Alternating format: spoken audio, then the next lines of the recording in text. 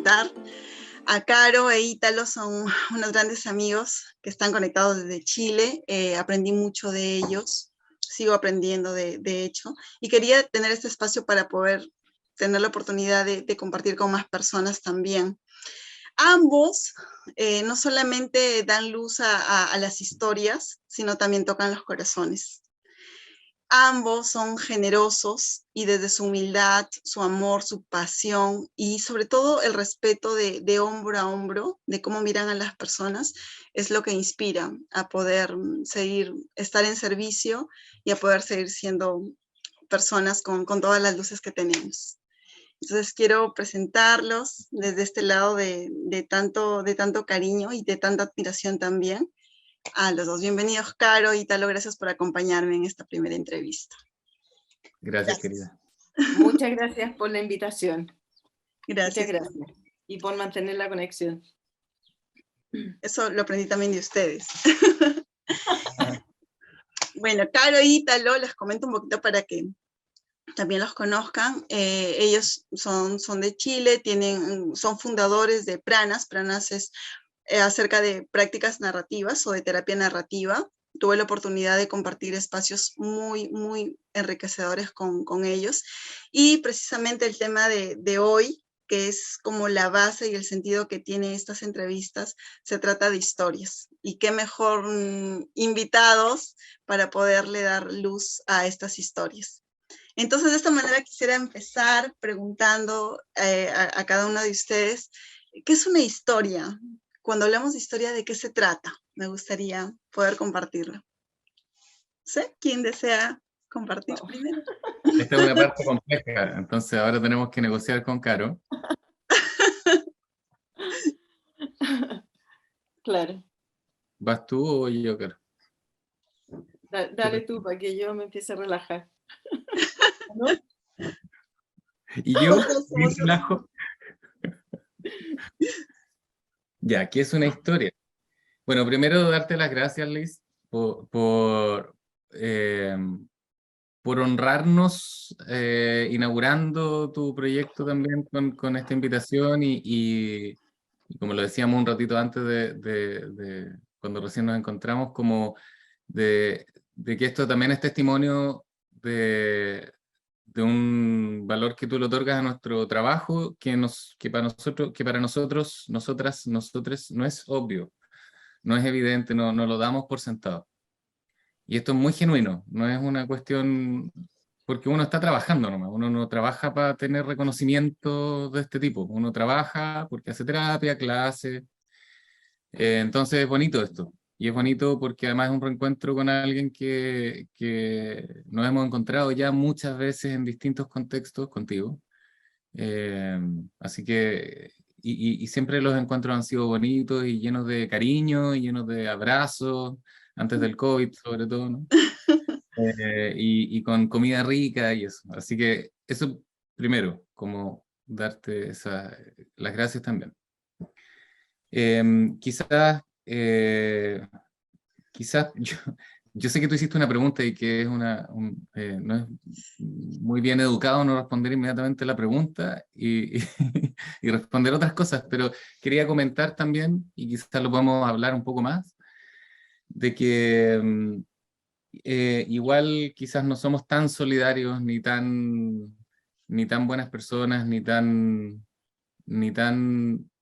eh, ni es tan extraordinario lo que tratamos de hacer. Y eso tiene que ver también con las prácticas narrativas, sino que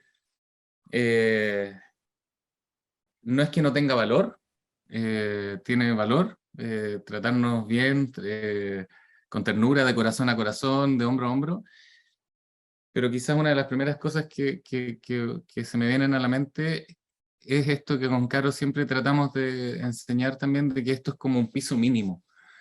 No es algo extraordinario, es un piso mínimo, es como una base ética que nos permite empezar a caminar en un contexto en el que muchas de las prácticas terapéuticas principalmente y otras están por debajo de ese piso mínimo. Están más bien construyendo mundos que no nos gustan y por eso hacemos lo que hacemos, Ujú. Eso, era un comentario. Sí, sí, sí. No es que no tenga valor, pero es un piso mínimo y eso es como bien importante para la Caro y para mí. Caro, ¿concuerdas, no? Con que es importante para nosotros dos. Sí, que tratamos de estar cuidando eso, Ujú. el intento o el desafío permanente. Sí.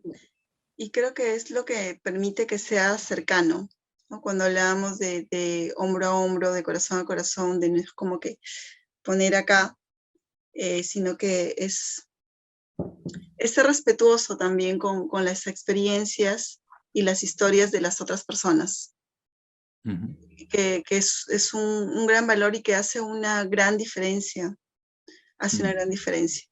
Y creo que es una de las características que más me enamoró de la narrativa, ¿no? De este tipo de conversaciones o de prácticas. Gracias, Mm. gracias Italo Caro por ponerlo también visible. Y que es una historia podría, supongo que tiene muchas definiciones, ¿no? Como que uno podría hablar de muchos lugares distintos de qué es una historia, pero creo que sobre todo una historia es una estructura, es un marco. Ujú, ujú, Un marco de inteligibilidad o un marco que nos permite darle sentido a nuestra vida y de alguna forma acceder a la vida. Es como las historias nos permiten habitar la vida que estamos viviendo, ujú, eh, porque es el marco que permite construir significado de esa experiencia. Entonces, por eso es tan importante tomar en serio las historias y por eso también no da lo mismo cuáles historias están siendo narradas acerca de nuestras vidas. Y tampoco da lo mismo quién narra esas historias y con qué fin y con qué propósito las narra. Eso podría ser una respuesta breve sí, de a esa sí, pregunta de qué es una historia, ¿no? sí, y qué bonito, también cuando mencionas de la estructura, de qué importante es cómo lo narras, qué narras, quién lo narra, ¿no? Y se me viene a la mente una de las convicciones, eh, que es de qué tanto las historias te moldean tu vida. Entonces, qué impacto y hasta qué lugar en donde habitas te puede mover y puedas sentirte también desde ese lado. Entonces, me parece bastante potente, ¿no? Claro, Eh, no sé si puedo decir algo, por supuesto. o sea, esa es la relevancia que tiene trabajar desde ahí, ¿no? Como desde las historias, eh, asumiendo eso, ¿no? Que las Ujú, historias que nos contamos y que se cuentan de nosotros ujú, van moldeando, y de cada persona, por supuesto, van moldeando nuestra vida, ujú, nos van configurando, nos van dando forma a quienes estamos siendo. ujú, Eh, entonces, por eso, como decía Ítalo, la relevancia de quién cuenta las historias y cómo circulan estas historias, ¿no? ujú, Y ahí es como la dimensión política que tiene esto y que es central en el trabajo para nosotros, el que cada persona pueda tener su autoría, ¿no? Eh, ujú, voz propia en contar su historia. ujú, ¿Mm? Eh, porque sabemos que no siempre es así y que desde los saberes profesionales se imponen historias a las personas, por ujú, ejemplo, a través de los diagnósticos, ujú, ¿no? A través de los informes. Esas son relatos acerca de alguien y que van configurando no solo su presente de quien está siendo, sino que también sus posibilidades de ser. porque se pueden transformar en historias únicas. Ujú. Entonces, esto que tú decías como del trabajo hombro a hombro, corazón a corazón, implica trabajar en colaboración con las personas, para que justamente podamos generar un contexto donde puedan emerger todos estos saberes, sueños, compromisos, valores, intenciones, propósitos que tienen las personas en relación a sus vidas y al mundo en que quieren vivir, y en Ujú. relación a otros, Ujú. algo así. Gracias, Caro. Sí, bastante importante lo que mencionan y me toca mucho, sobre todo cuando estamos conversando no necesariamente porque trabajamos con personas, sino porque generalmente nosotros somos seres sociales, ¿no? Siempre estamos en relación con otras personas. Entonces, el poder darnos cuenta de que va mucho más allá de tener de repente un espacio de poder, porque soy la hermana de tal, o porque soy la hija de tal, o porque soy la trabajadora social de acá, o porque soy la psicóloga, o sea, de tomar conciencia de cuán importante es el poder que tenemos, y más que poder, ese privilegio que tenemos para poder ir de alguna manera, a veces, imponiendo historias o diagnósticos, ¿no? O desde este lado, desde esta mirada que me interesaba mucho cuando hablábamos de historias, de ver más allá, ¿no? En algún momento lo compartíamos en otro espacio, de tener esta doble escucha, en donde sí estoy escuchando detrás de esa conducta tus sueños, tus propósitos, lo que tú estás valorando. Y desde ese lado de no una mirada como que de acá nada más, superficial, sino de poder de esta manera respetuosa y colaborativa ir enfocándome a tus otras historias, que era un poco lo que decía Caro, ¿no? A veces se queda como una historia única, pero hay convicciones, y de eso me gustaría un poquito ustedes que puedan compartir de cómo es este impacto, ¿no? Cómo esa mirada para las personas que de repente están conectando con esta información tan bonita, tan interesante. Sí, la historia, los relatos moldean nuestras vidas y le dan forma a nuestras vidas. Es que mientras tú reflexionabas en torno a esto, yo pensaba en, en la idea de que quizás por conversaciones que he tenido hoy, estoy pegado también en esto de como del poder que tienen los relatos en términos políticos, cómo los relatos, las historias que nos viven, esos relatos que están contados de quiénes somos, de qué somos capaces de hacer y qué no, de cuál va a ser nuestro futuro muchas veces, de qué posibilidades vamos a tener en la vida y cuáles no, etc. No es una cuestión intelectual, no es una cuestión como racional, no es una cuestión lógica, ni siquiera es una cuestión de lenguaje necesariamente. Es mucho más que todo eso. Cuando decimos las historias nos viven, es porque de alguna forma, o de todas las formas, nos constituyen la experiencia que vamos teniendo acerca de la vida. Es la sensación de la vida misma, es la sensación de lo que es lo verdadero para nosotros en la vida. Dicho eso, es un elemento político muy poderoso, de control social también. Y también de resistencia y construcción de otros mundos, por lo tanto. Cuando trabajamos con las historias o los relatos, lo que estamos haciendo en primera instancia, creo yo, es cuestionar las verdades de los relatos hegemónicos, de aquellos relatos que se presentan como los relatos verdaderos acerca de la vida de la gente. Por ejemplo, los diagnósticos, como decía la Caro hace un rato. Nosotros sabemos que no existe ningún relato que dé cuenta de toda la experiencia de las personas.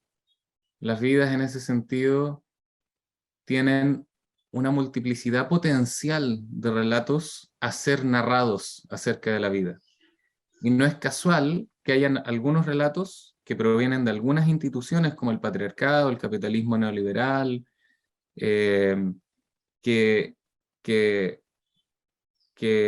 han estado desarrollándose a través de procesos sociales y políticos bien concretos como la colonización, como la sexopolítica, etc.,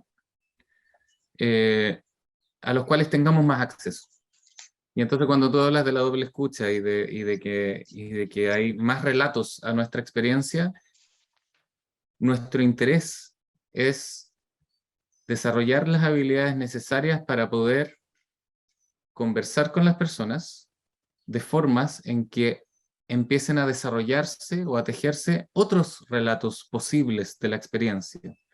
Otros relatos que tengan mucho más que ver con la historia, los saberes y los valores y las esperanzas, sueños, propósitos, etcétera, de las culturas locales, de la cultura local, o de la particularidad de la experiencia de las personas, y no de la generalidad, como de la colonización, o de estos grandes discursos como el DSM con los diagnósticos, o estos grandes discursos de género, etcétera. Sí.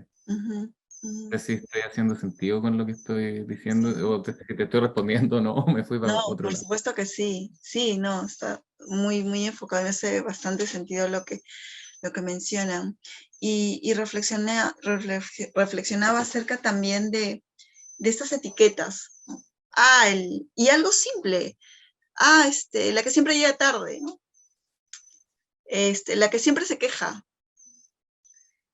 Entonces, podemos verlo un poquito yendo a ejemplos comunes, ¿no? Que ya pareciera que fuera como que algo simple, pero que no hace más que enriquecer una historia que puede ser hasta una historia única, en donde se pierden los sueños, las habilidades, los valores, las cualidades de las personas.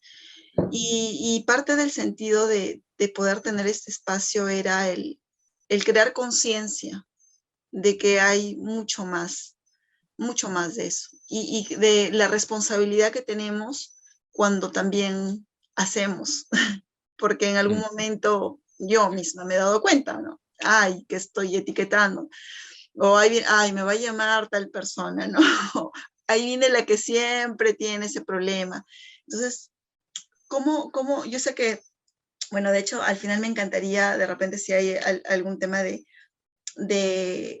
los diplomados o las capacitaciones que ustedes están haciendo, compartirlo. Me encantaría que también podamos luego compartirlo. ¿Qué podríamos invitar a reflexionar al respecto de las historias? Bueno, no sé si, bueno, creo que hay como un mundo de posibles entradas de esto. Sí. Pero todo esto que estamos hablando ahora tiene que ver con la comprensión de que la identidad no es una cuestión individual, producto de una esencia o de una estructura interna o de alguna naturaleza humana particular, sino que entendemos la identidad como un logro colectivo. ¿Mm? Entonces, es un proceso relacional. ¿Mm? Y ahí es donde esto de que como no todas las bocas tienen el mismo poder, ¿no? No todas las bocas por donde salen las historias valen lo mismo. Se hace tan relevante poder hacer estas distinciones, lo que decía Ítalo, ¿no? Como hay ciertos discursos dominantes, hegemónicos de nuestra cultura, sociedad, bueno, y ahora con la globalización y todo eso, que se nos han impuesto, ¿no? Y que están permanentes ahí como referentes sobre los cuales tenemos que negociar nuestras identidades.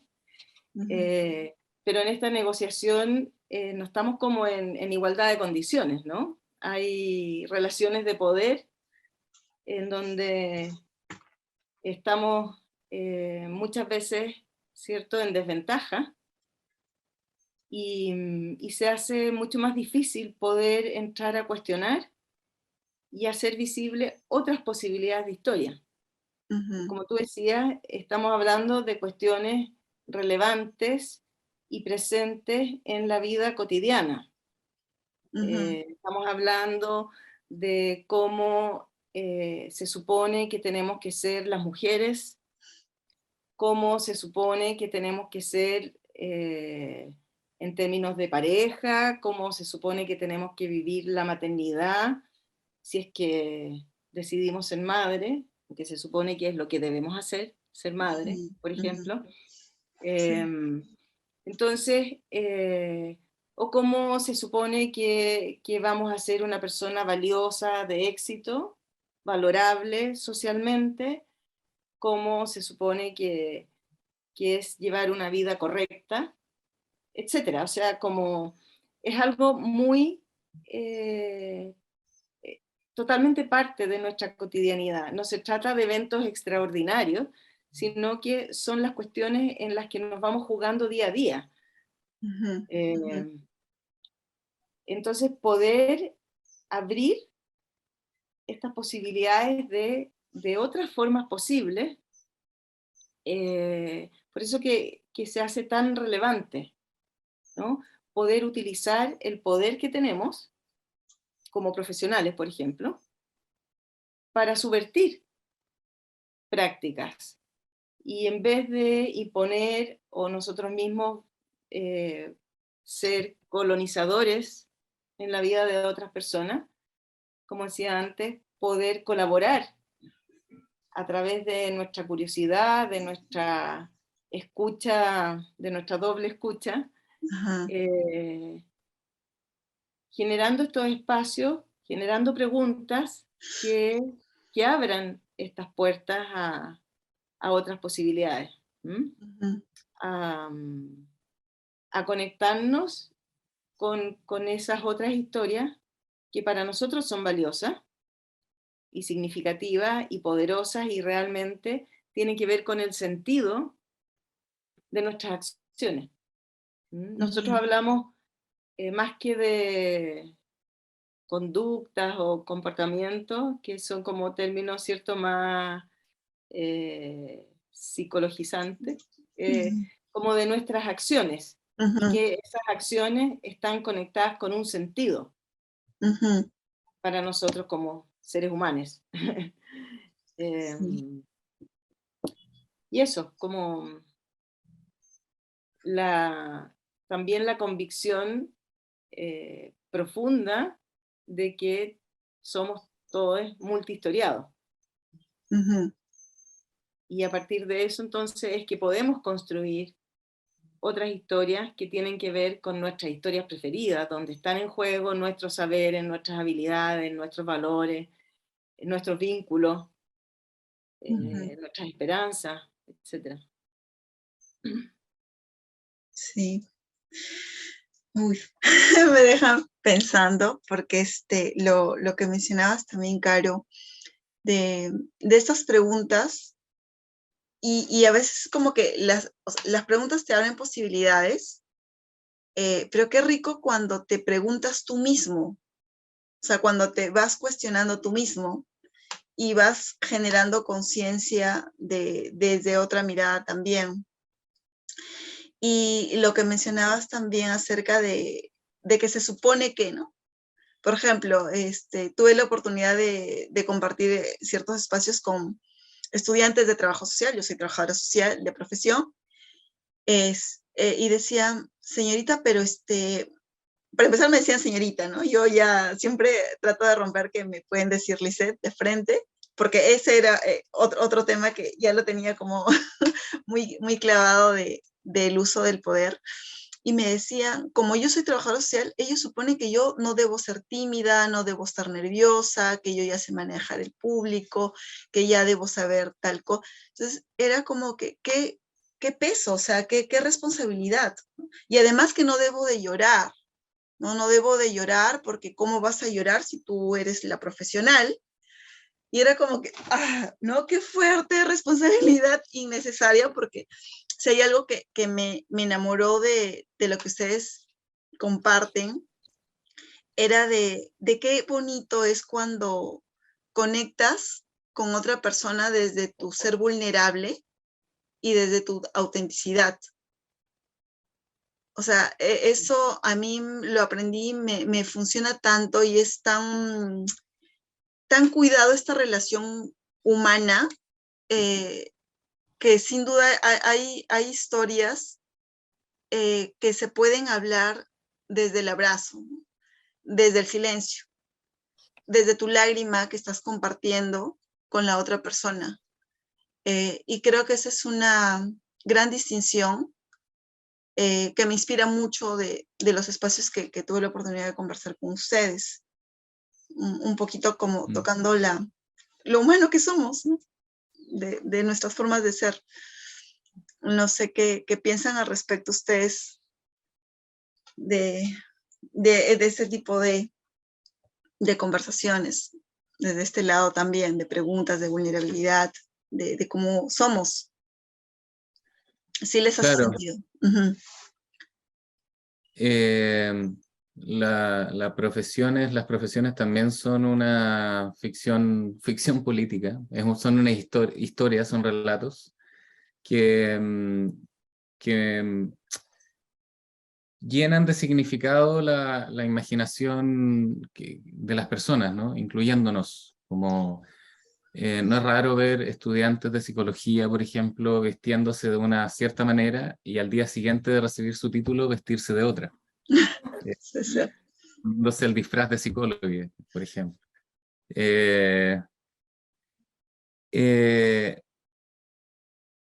Quizás quiero decir que los relatos o las ideas que tenemos acerca de lo que debemos hacer y lo que no en relación a ciertas identidades, ser mamá, ser mujer, ser hombre, ser profesional, ser niña, etcétera, amigue, pareja, no son neutrales, están al servicio de algo, siempre. Uh-huh. Esto que tú narras yo lo entiendo como las historias profesionales o las ficciones políticas profesionales que están al servicio del control, con la ilusión, la otra ficción, ¿verdad?, de la neutralidad. Y desde la imposición de la idea de que somos expertos, de que tenemos una expertise, y de que esa expertise no tiene que ver con las expresiones políticas de nuestro cuerpo, por ejemplo. O sea, la expresión de un llanto, por ejemplo, que es una expresión política, o de la angustia, que es otra expresión política. Las ficciones profesionales intentan despolitizar los cuerpos de quienes ejercemos estos lugares, o quienes podemos a veces ocupar estos lugares de los profesionales. ¿Para qué? Bueno, al servicio de reproducir un cierto saber que nos enseñan en la universidad y que el Estado, a través de sus ministerios de educación y etcétera, nos otorga un poder para reproducir ciertos saberes, que son saberes que le sirven al Estado y al orden de las cosas. Entonces, claro, quizás yo más que hablar de autenticidad, porque no es lo auténtico justo lo que para mí explicaría, o para nosotros explicaría, porque eso podría entenderse como una verdad interna, como que hay una verdad que se va a expresar, que es lo auténtico. Y todas las expresiones son políticas y son construidas y pueden ir cambiando. tienen a la base ciertas historias o comprensiones. Yo hoy puedo ver una película que no me pasó nada, y en 5 años más la veo y lloro, lloro, lloro, lloro. Y eso, más que yo entender que antes no estaba conectado con mi autenticidad y 5 años después sí, lo que yo podría quizás entender es que no tenía como acceso a historias de mi propia vida que me hicieran o me permitieran o posibilitaran resonar con esa película, conectarme desde algún lugar con esa película que vi. 5 años después quizás he tenido experiencias que me dan un territorio para conmoverme. Y ese conmoverme tiene que ver con la experiencia que he tenido, con mis propias historias, con mis propias relaciones y con los significados nuevos que he ido atribuyendo a ciertas cosas en la vida. Y entonces puedo conectarme y lloré, que no sería expresión de mi autenticidad, sino que una expresión política de, de un ejercicio de resonancia que antes no estuve habilitado a hacer. Sí. Dije hartas cosas bien desordenado porque no No, terminé ninguna, no, pero está bien. Conecto mucho con lo que mencionas también. Y hay algo que también cuando hablaba de historias y colocaba el título La luz de tus historias, me traía mucho en mente y mucho en sentir, sobre todo eso, que las historias o sea, trascienden.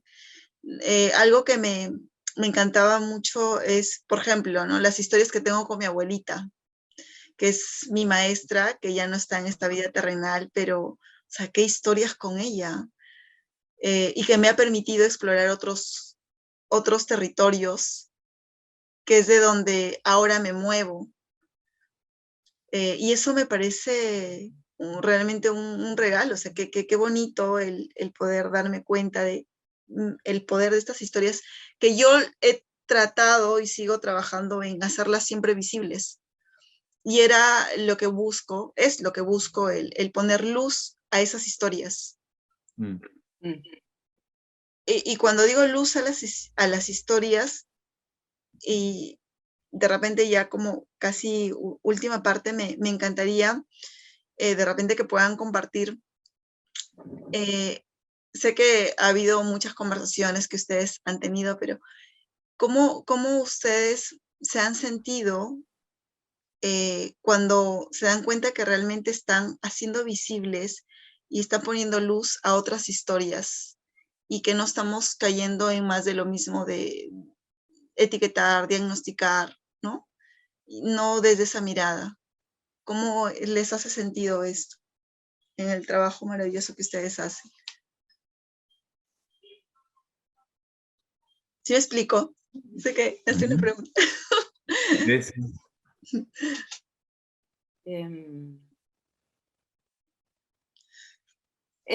Creo que es súper, también da para mucho esa pregunta. Qué divertido, porque yo creo que me acuerdo de alguna historia de tu abuelita. Cuando estuvimos en clase. Wow. Sí, y o sea, como justamente a propósito de esto de que la identidad la entendemos como este entramado de historias, ¿no? Como somos habitados por otras personas, ¿no? Con las que hemos tenido experiencias de distintos tipos, ¿no? Y pensaba en cómo, o sea, nuestro interés a propósito de historiarnos, ¿no? De poder, si nos hemos ido configurando a través de los relatos que nos van constituyendo, y que son cambiantes y que son dinámicos y que son relacionales, ¿no? Nos interesa hacer visible eso, ¿no? Y en eso siempre hay otros presentes, porque hemos vivido en esas relaciones. Y el interés como de poder honrar esos vínculos. porque también, y esto también tiene una dimensión política como todo, o sea, política en el sentido de que hay relaciones de poder, intenciones en función del poder, es hacernos visibles como parte de este entramado, desafiando las ideas individualistas, ¿no? De que cada uno se hace solo y de que es cuestión del esfuerzo personal, que querer es poder, ¿no? Sino que somos con otros. Y ese es un tremendo desafío en la cultura en que vivimos, en que se nos mete a sangre y fuego como estas ideas de que nos hacemos solos, ¿no? O que todo depende de cada uno, porque nos quieren separados, ¿no? Eso es útil a los poderes dominantes. En cambio, reconocer, honrar y valorar nuestras conexiones no es buen negocio para el poder. Y es algo que a nosotros sí nos interesa hacer visible, enriquecer esos relatos, esos vínculos y ampliarlos. No sé si tenía que ver tu pregunta con lo que acabo de decir. Sí, claro que sí. Claro que sí, bastante. Gracias, Caro. Nos volamos respondiendo. Yo quería agregar una cosita pequeña, que Claro. es como algo esperanzador de este trabajo, que las historias no están ahí escritas, no andan por ahí, y que uno como que las descubre o las destapa. Porque eso sería, incluso aunque fuera multihistoriado, sería determinista, ¿no? Como ya están las historias ahí, lo que hay que hacer es encontrarlas, ¿verdad? Lo esperanzador... Perdón, ¿Claro? es que quiero como aclarar algo porque te estás refiriendo a las historias de cada uno. A los relatos de la vida de las personas. Te digo porque como que los discursos dominantes, esos relatos, sí de alguna forma están ahí dando vueltas. Sí, quería como señalar una característica de eso, definitivamente. Pero el tema es que los relatos se construyen, y lo que hacemos quizás con Caro o en las prácticas narrativas, que dicho sea de paso no inventamos nosotros tampoco, y que es una creación colectiva donde Michael White y David Epstein principalmente han tenido mucha influencia en su desarrollo y después en su difusión y en generar contextos comunitarios y de formación y todo, muchas otras personas también.